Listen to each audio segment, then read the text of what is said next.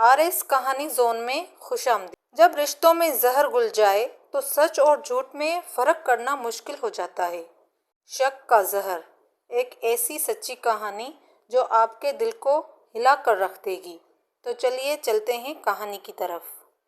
جب سے ہوش سنبھالا تھا، والدہ کو عبادت گزار پایا۔ وہ پردہ کرتی تھیں اور والد کی اجازت کے بغیر گھر کے آنگن میں بھی قدم نہیں رکھتی تھی۔ پھر بھی والد صاحب امی پر شک کرتے تھے اور کبھی تو غصے میں ان کے بال کھینچ لیتے۔ میں چھوٹی سی تھی، یہ سب دیکھ کر ڈر جاتی تھی۔ مجھے اچھی طرح یاد ہے کہ ابو گھر میں داخل ہوتے ہی پہلا سوال یہ کرتے تھے کہ کوئی آیا تو نہیں تھا؟ امی جواب دیتی کوئی نہیں آیا تھا۔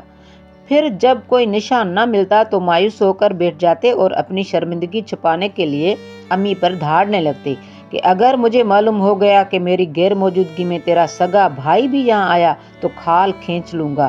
دیکھ، مجھ سے کبھی جھوٹ مت بولنا۔ کبھی کبھی ان کا رویہ اس قدر خوفناک ہو جاتا کہ ہم ڈر کر پھوپھی کے گھر چلے جاتے اور ان کو بتاتے کہ آج پھر ابو کو شک کا دورہ پڑا ہے۔ تب وہ ہم ننھے منھے بچوں کے خوفزدہ چہروں کو پریشان دیکھ کر ہمارے ساتھ ہو لیتی اور آ کر والد کو ڈانٹتی کہ احسان، ہوش کے ناخن لو، کیا تم کو ان ننھے منوں پر رحم نہیں آتا؟ تم ان معصوموں کو اس قدر دہشت زدہ کر دیتے ہو کہ یہ گھر سے بھاگنے لگتے ہیں اور دوبارہ گھر واپس آنے سے کتراتے ہیں۔ میں ان کو پہنچانے آ گئی ہوں۔ آئندہ ایسا نہ ہو، خیال رکھنا، ورنہ تیرے بچے کسی دن کسی اور طرف نکل گئے تو پھر تم عمر بھر پچھتاتے رہو گے۔ اس وقت تو والد صاحب سر جھکا لیتے، مگر جلد ہی سب کچھ بھول کر دوبارہ پہلے جیسا طرز اپنا لیتے۔ خدا جانے ان کے ذہن میں کیا چلتا تھا۔ یہ بات ہم بچے تو کیا، اچھے بھلے باشعور بھی سمجھ نہیں پاتے تھے۔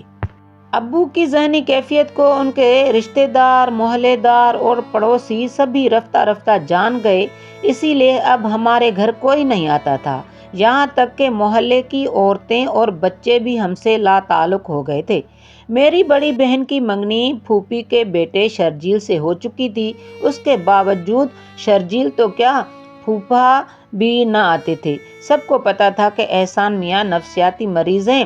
پھوپھی بیٹے اور شوہر کو خود ہمارے گھر نہیں آنے دیتی تھی تاکہ امی اور ہمارا سکون برباد نہ ہو۔ ایک روز والد صاحب کے سینے میں درد ہوا تو وہ فوراً اسپتال چلے گئے۔ شک تھا کہ دل کی تکلیف نہ ہو۔ وہ پھوپھی کو ہمارے پاس سلا کر گئے تھے۔ اس دن جانے شرجیل کو کیا سوجی کہ وہ اپنی والدہ کو دیکھنے کے بہانے رات 12 بجے ہمارے گھر آ گئے۔ امی اور پھوپھی تو سو رہی تھی لیکن باجی جاگ رہی تھی۔ دروازے کی آہٹ پر میری بھی آنکھ کھل گئی۔ کیا دیکھتی ہوں کہ شرجیل اور باجی اوپر چھت پر جا رہے ہیں۔ میں جاگ رہی تھی کیونکہ والد کے گھر پر نہ ہونے کے باوجود ان کی دہشت دل پر بیٹھی تھی۔ اس تصور سے جان جا رہی تھی کہ اگر اچانک اس وقت والد اسپتال سے گھر آ گئے اور ان کو علم ہو گیا کہ باجی اور شرجیل چھت پر ہیں تو کیا ہوگا؟ وہ تو غصے میں سبھی کو قتل کر دیں گے۔ خدا کا شکر ہے کہ وہ نہیں آئے، لیکن میں نے صبح امی کو یہ بات بتا دی۔ تب انہوں نے باجی کو بہت ڈانٹا۔ تمہیں معلوم ہے نا کہ تمہارے والد کس قدر شکی مزاج ہیں۔ اگر ان کو خبر ہو جائے تو تو جانتی ہے کہ تمہارے ساتھ شرجیل کی بھی جان لے لیں گے۔ باجی نے شرجیل سے کہا ہوگا، اسی لیے اگلے روز اس نے امی سے معافی مانگی اور کہا کہ آئندہ کبھی ایسا نہ ہوگا۔ وہ بہت شرمندہ تھا۔ بہرحال اس واقعے کا علم ابو کو نہ ہو سکا۔ یوں باجی کی شادی شرجیل کے ساتھ خیر و عافیت سے ہو گئی۔ وہ تو وقت پر دوزخ سے جنت میں چلی گئیں، مگر ہم دوزخ میں ہی رہے۔ باجی کی شادی کے 1 سال بعد میرے لیے ماموں اور ممانی اپنے بیٹے کا رشتہ لائے۔ بہت اچھا اور نیک لڑکا تھا۔ وہ تعلیم یافتہ بھی تھا، لہٰذا ابو سوچ میں پڑ گئے۔ بالآخر بیٹیوں کو بیانا ہی تو تھا۔ تاہم والدہ سے منتیں کروائیں تب رشتے کے لیے ہاں کہی۔ اس معجزے پر والدہ خوش ہوئیں اور اپنے بھائی و بھابھی کو اچھی طرح سمجھا دیا کہ دیکھو اب ہاں ہو گئی ہے، مگر جب تک شادی کا دن نہیں آ جاتا یہاں آنا جانا مت رکھنا۔ تم لوگ نہیں جانتے کہ احسان میاں کیسے تنگ مزاج ہیں۔ بس اب شادی والے دن ہی لڑکے کو بیانے آ جانا۔ ہم اچھی طرح سمجھتے ہیں، ماموں نے کہا۔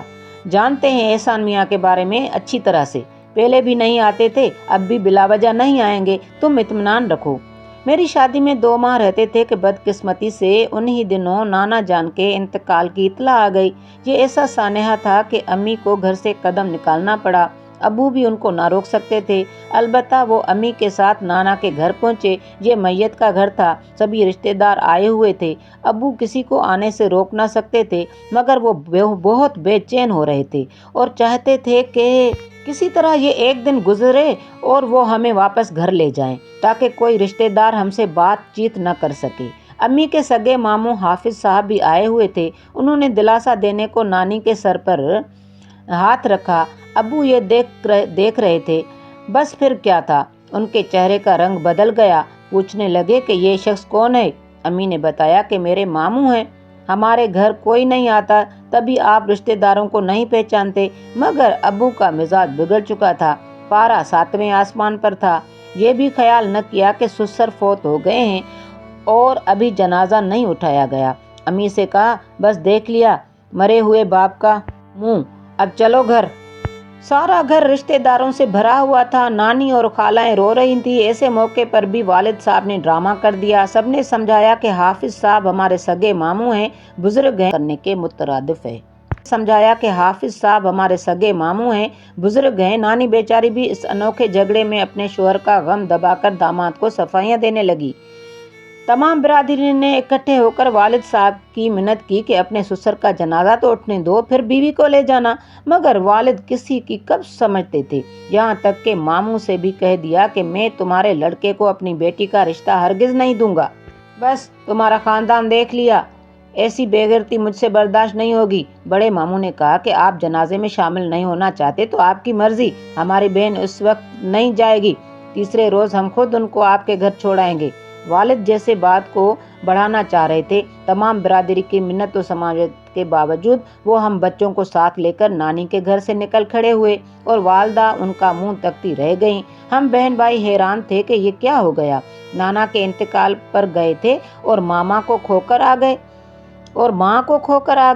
گھر پہنچ کر ابو نے بچوں سے کہا کہ تمہارا اپنی نانی والدہ یا ان کے گھر والوں سے آئندہ کوئی تعلق نہ ہوگا۔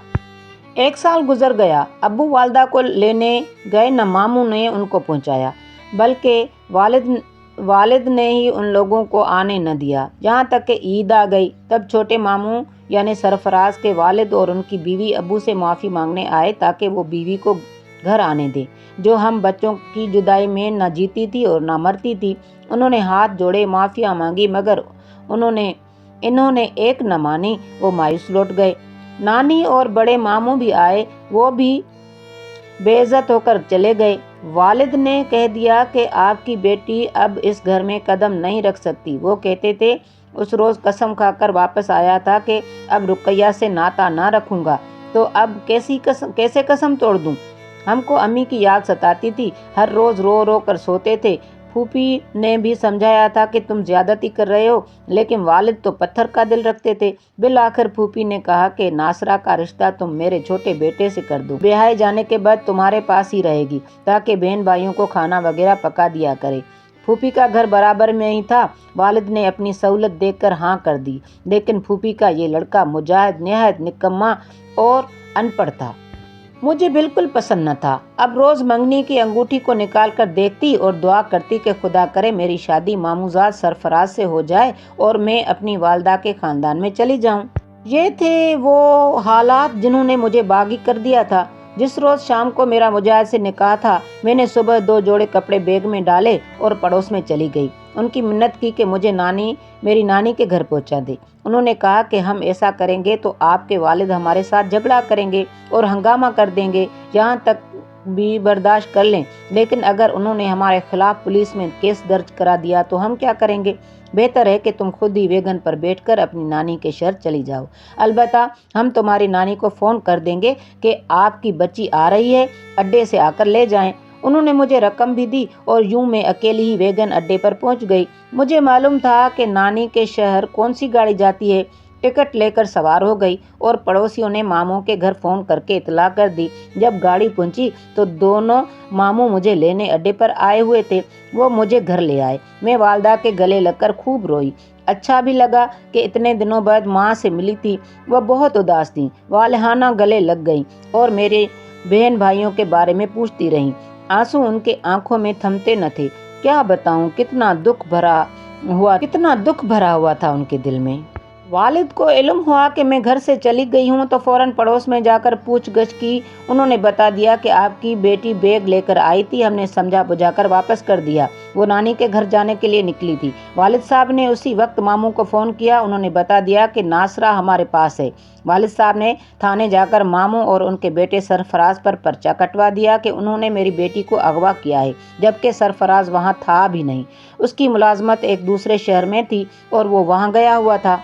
मामू ने वालिद से फ़ोन पर कहा कि आपकी बेटी हमारे पास है, आपकी अमानत है, आप पर्चा वगैरह क्यों कटवा रहे हैं? लड़की अपनी वालदा के पास है, आप कहें तो हम खुद नासरा को आपके पास छोड़ने आ जाते हैं। मगर किसी तौर अब बाप के घर जाने पर तैयार मैं न थी। जानती थी कि मेरे अब्बू कितने सख्त गिर हैं, यकीनन वो मेरी हड्डियां तोड़ देते।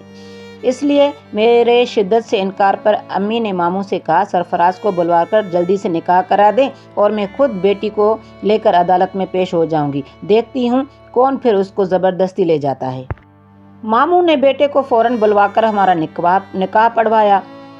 अदालत में वालदा ने कहा कि इन लोगों ने नासरा को अगवा किया है और मैं बीवी को तलाक दे चुका हूँ, हालांकि उन्होंने तहरीरी तलाक न दी थी। अदालत ने कहा कि तलाक दी है तो कन्फर्म भी कराएं और मुझसे बयान लिया। उसी वक्त मुझे दुख तो हुआ कि बाप के खिलाफ बयान दिया, मगर कोई और चारा न था। मैं माँ के आंचल में पनाह चाहती थी, मामों के महफूज हाथों में थी, किसी गैर के साथ तो घर से न भागी थी। बहरहाल मामों के वकील ने जो कहा था मैंने वही अदालत में बयान दिया तो अदालत ने मुझे सरफराज के साथ ज़िंदगी बसर करने की इजाज़त दे दी।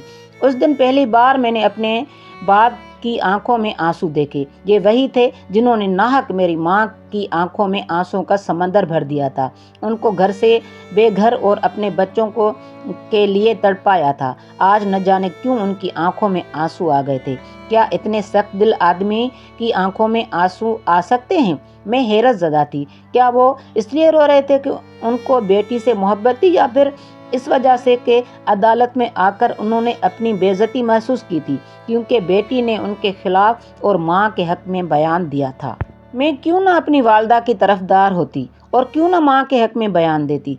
वो आखिर मेरी माँ थी, बेकसूर थी, लेकिन उन्हें इतनी बड़ी सज़ा मिली कि अपनी औलाद को देखने और उससे मिलने से महरूम थी। जब मैं वालदा, मामू और अपने शोहर सरफराज के हमरा अदालत के अहाते से निकली थी तो एक बार मुड़कर वालिद को देखा था जो रुमाल से अपने आंसू पोंछ रहे थे। मुझे गुमान हुआ शायद कि ये अपने किए पर पछता रहे हैं और ये आंसू पछतावे के हैं। एक काश वो अदालत में ये न कहते कि मैंने बीवी को तलाक दे दी है, तो शायद एक बार और ख़ानदान के सब बुजुर्ग उनकी मिन्नत समाजत करके अम्मी और अब्बू में सुलह करा देते। लेकिन अब सब ने कह दिया कि हमारा इस मामले से कोई लेना देना नहीं। ये शख्स इतना अना परस्त है कि सुलह के लिए उसकी मिन्नत समाजत करना वक्त ज़ाया करने के मुतरादिफ है।